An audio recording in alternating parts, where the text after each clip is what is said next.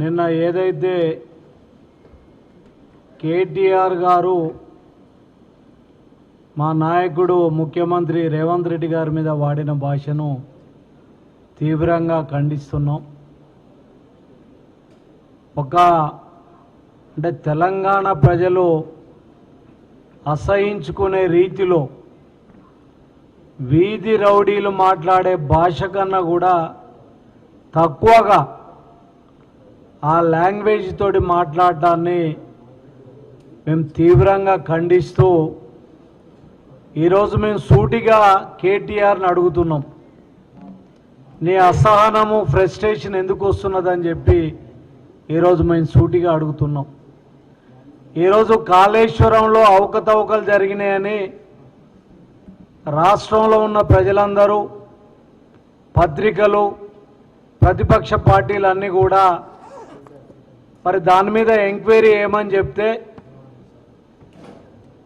మరి కాళేశ్వరం ప్రాజెక్టు మేడిగడ్డ వద్ద కుంగిపోతే దాని మీద విచారణ కమిషన్ వేసి విచారణ జరుపుతున్న సందర్భంలో ఆనాడు ముఖ్యమంత్రిగా ఉన్న కేసీఆర్కు, ఇరిగేషన్ మంత్రిగా ఉన్న హరీష్ రావుకు, ఫైనాన్స్ మినిస్టర్గా ఉన్న ఈటలకు సమ్మన్స్ ఇచ్చి వాళ్ళ మీద ఎంక్వైరీ చేస్తే ఈరోజు ఒక ఫ్రస్ట్రేషన్ తోటి మాట్లాడినట్టు కనబడుతుంది.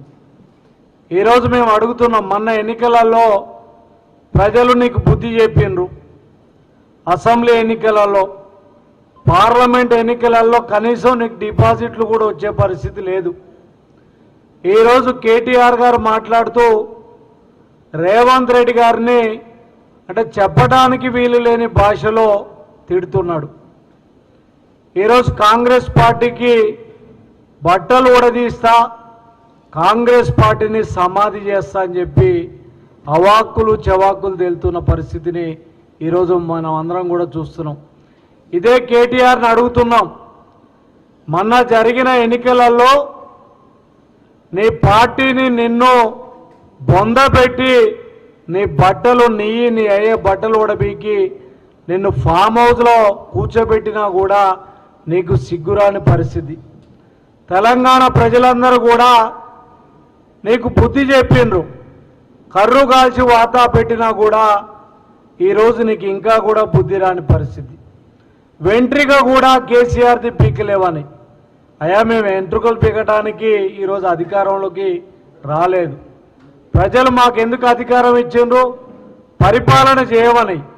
ఈరోజు మేము సూటిగా అడుగుతున్నాం, అధికారంలోకి వచ్చిన తర్వాత దేశంలో ఎక్కడా లేని విధంగా సంక్షేమ కార్యక్రమాలను అమలు చేస్తూ నువ్వు ఏదైతే ఆర్థిక రాష్ట్రాన్ని మరి ఆర్థిక పరిస్థితులు చిన్నాభిన్నం చేస్తే కూడా ఈరోజు వాటన్నిటిని కూడా సవరిస్తూ రాష్ట్రాన్ని గాడిలో పెట్టి ఈరోజు ముందుకు తీసుకెళ్తున్న పరిస్థితులలో ఈరోజు కేటీఆర్ గారు ఆ విధంగా మాట్లాడడాన్ని మరి తీవ్రంగా మేము ఖండిస్తూ ఈరోజు మేము సూటిగా చెప్తున్నాం, నీలాగా వారసత్వ రాజకీయాల నుంచి మీ నాయనను అడ్డం పెట్టుకొని నువ్వు రాజకీయాలకు వచ్చినట్టు మా నాయకుడు రేవంత్ రెడ్డి గారు రాలేదు.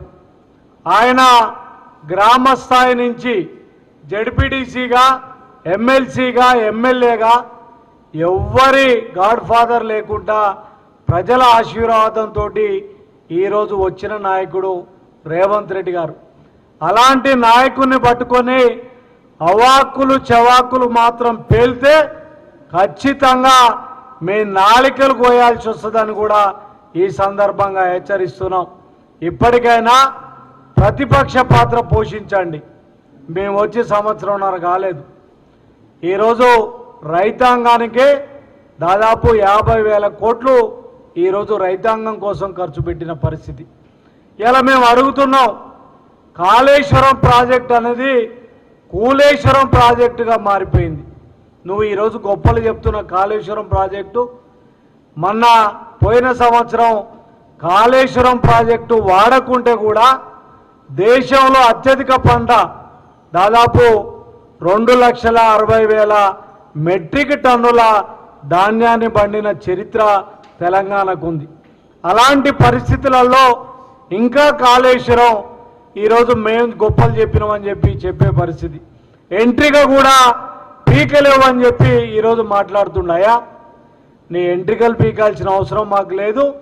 గత ఎన్నికలలో రేవంత్ రెడ్డి గారు నీకు మీ అయ్యకు అందరికీ కూడా గుండు చేపించి నిన్ను ఫామ్ హౌస్లో పండబెట్టిన పరిస్థితిని కూడా అర్థం చేసుకోవాలి.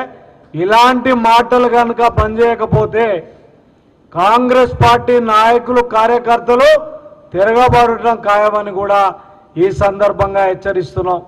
ఇదే కనుక మీరు ముందు కూడా ఇలాంటి మాటలతోటే ముందుకు వస్తే గ్రామాలలో బీఆర్ఎస్ నాయకుల్ని తిరగనీయమని కూడా హెచ్చరిస్తూ జాగ్రత్త, ఖబర్దార్, ఇప్పటి నుంచి నువ్వు ప్రతిపక్ష నాయకుని హోదాలో మాట్లాడగానే ఇష్టం వచ్చిన రీతిలో భాషను కనుక ఉపయోగిస్తే కాంగ్రెస్ పార్టీ కానీ కాంగ్రెస్ నాయకులు కూడా ఊరుకోరని కూడా హెచ్చరిస్తున్నాం.